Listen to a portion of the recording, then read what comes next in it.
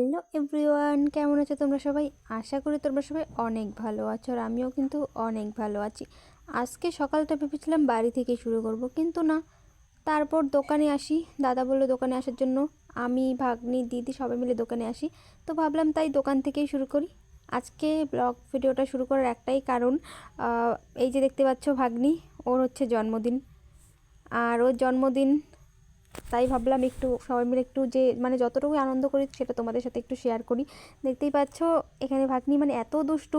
ওর যে 10 বছর হয়ে গেছে দেখে বোঝাই যাচ্ছে না যে ওর 10 বছর হয়ে গেছে।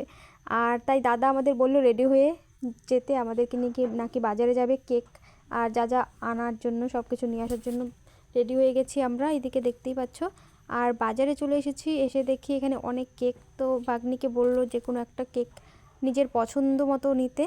তো দেখতেই পাচ্ছ এখানে ভাগ্নি কেক পছন্দ করছে। তারপরে আমরা যা জিনিসপত্র লাগে সব জিনিসপত্র নিয়ে রেডি হয়ে গেছি বাড়ি যাওয়ার জন্য।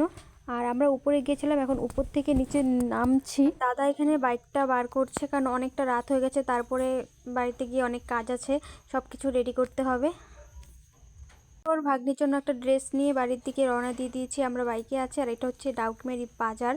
আর এখন আপাতত দোকান টোকান বন্ধ করবে আর কি, অনেকটাই রাত হয়ে গেছিলো। দাদা এখানে বললো আমাদের কিছু একটা খেতে, আর আমরাও এখানে পাস্তা খেয়ে নিলাম।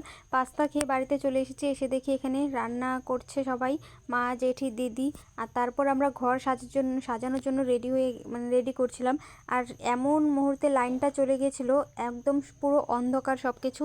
তো এটা হচ্ছে চার্জার লাইট দিয়ে সব কিছু দেখানো হচ্ছে। আর চলে যায়